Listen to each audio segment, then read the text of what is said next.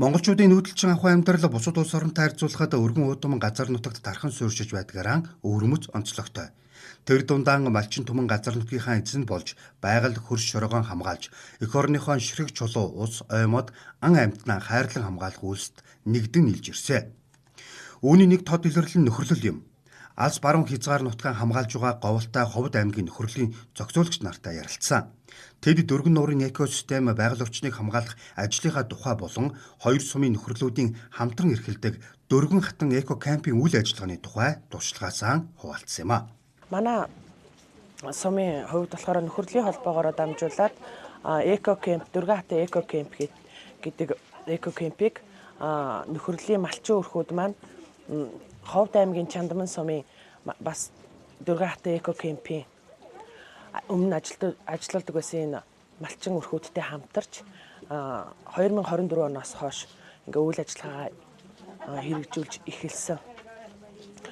2024 оноос хойш өмнө Ховд аймгийн Чандман сум ажилладаг байсан.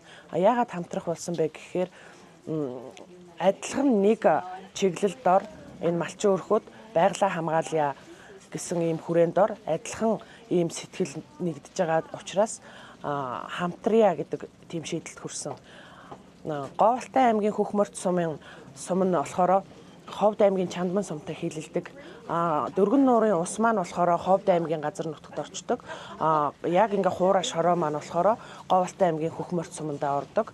Кемпийн ерөнхий үйл ажиллагаа бол гэрийн үйлчилгээ. Жуулчдад одоо гэр түрээс гэсэн үг. Дээр нь хоолны үйлчилгээ байна. За дээр нь нэмэлт үйлчилгээ гэж. Энэ бол үндсэн үйл ажиллагаанд орно. Нэмэлт үйл ажиллагаа гэж би. Тэр нь одоо морти аялал юм уу, завьтай аялал гэдэг юм уу, эсвэл элсний аялал гэдэг юм уу, эсвэл өөр одоо урлагийн янз бүрийн байдлаар ийм нэмэлт үйл ажиллагаанууд бол байна. Төлөвсөн юмнууд байдаг. Хэрэгжээд явж байгаа нь янз бүрийн тийм юутэй явж байна. Тийм хэрэгжилттэй явж байна. Ерөнхийдөө бидний зорж байгаа зорилго нь бол их цогц болох юм зорилготой. Тэгжээс нэг үр ашиг маань нэмэгдэнэ. Олон иргэд хамрагдана. Тэр хамрагдалтынхаа хэрээр үр ашиг ноогдол ашиг нь тэр хэмжээгээр нэмэгдэнэ гэсэн үг. Одоогийн байдлаар бид нэр сүүлийн миний хувьд бол 2024 он, 2023, 24 оны ноогдол ашигын талаар мэдээлэл та бүхэнд хэлхийг хүсэж байна. Өмнөх нь бол янз бүр байдалтай байгаа. Монгол улс нийт газар нутгийнхаа 30%-ийг хамгаалахад өөрийн гэсэн хувь нэмрээ оруулж байгаа маш том хөрөнгө оруулалт гэдгийг нөхрөлүүдийн төлөөлөл хэлж байлаа.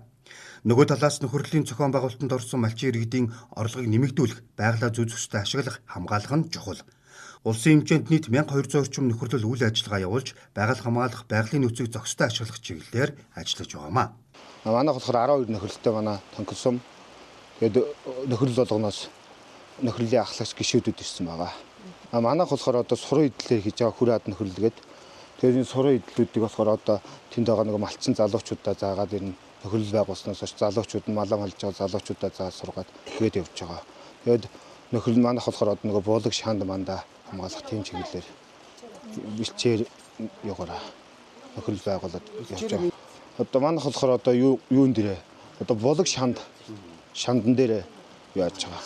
Бэлчээр буулаг шанд хашиж хамгаалж тэгж явж байгаа. Хашиж хамгаалаагүй байх чинь одоо ширгэж мэргээд явдаг байсан. Тэгээд болгийнхны ихийг хашаад явахаар юу нь болохоор урсгалтын хэмжээ ихсээд тэр арай юу нь их болчихж байгаа нэг мал хээрээ ан амтан ч хүртэл илбэгшээд нэг усан дээр ирээд тэгж яаж байгаа. Малчид нөхөрлөл болж хамтаараа хөгжихөөс гадна нутгийнхаа онцлогт тулгуурласан үйлдвэрлэл эрхлэж брэнд бий болгож байна. Жишээ нь хогийн цэг дээр хаягдж байгаа малын түүхийд арьс ширийг үн цэнтэй болгохын тулд суран эдлэл хийж эхэлсэн байна. Мөн малчин залуус ургамал ногоо байгалийн үр шимээр савн угаалгын нунтаг хийж өөрийн гэсэн брэндтэй болсон сайн жишг хэдийнэ тогтсон байна. Дэничиг консерванси олон улсын байгаль хамгааллын байгууллага нутгийн иргэд мандаарсан байгаль хамгаалал төслийн хүрээнд 2016 оноос хойш өнөөдрийг хүртэл 9 сая га газар нутгийг 6000 орчим нөхөрлөөр дамжуулан хамгаалсан байна. За энд бол юу хэлж байна гэхээр ерөөсөө хүмүүсүүдийн одоо малчтын маань одоо амьдрал ахуй уламжлалт байсан бид нэг голынхан нэг саахалт айл гэж хэлдэг те.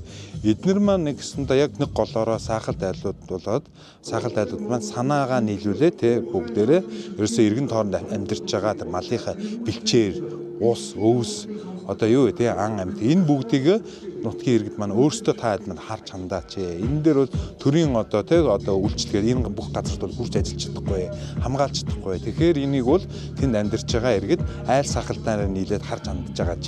Яагаад гэвэл энэ хамгаална гэдэг бол тэнд байгаа өвсийг, ургамлыг хамгаална гэдэг бол тэр малчдаг өөрсдөнд хэрэгтэй. Өөрсдийнх нь мал тэндээс иддэг те.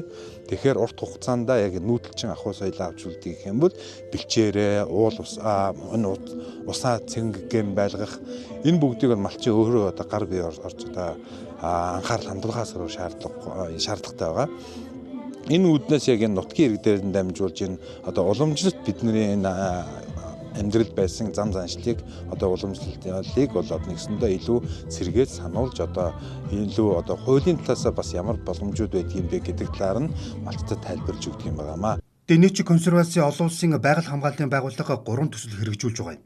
Үүнд нутгийн иргэд манлайлсан байгаль хамгаалал, цэнгэг ус хамгаалал, хүлэрт намаг хамгаалал гэсэн төслүүд хэрэгжиж байна. 2030 он гэхэд нийт 10 сая га газар нутгийг 6,000 малчин өрхийн оролцоотойгоор байгалийн нөөцийн хамтын менежментийн зарчмаар доктортай хамгаалах юм а.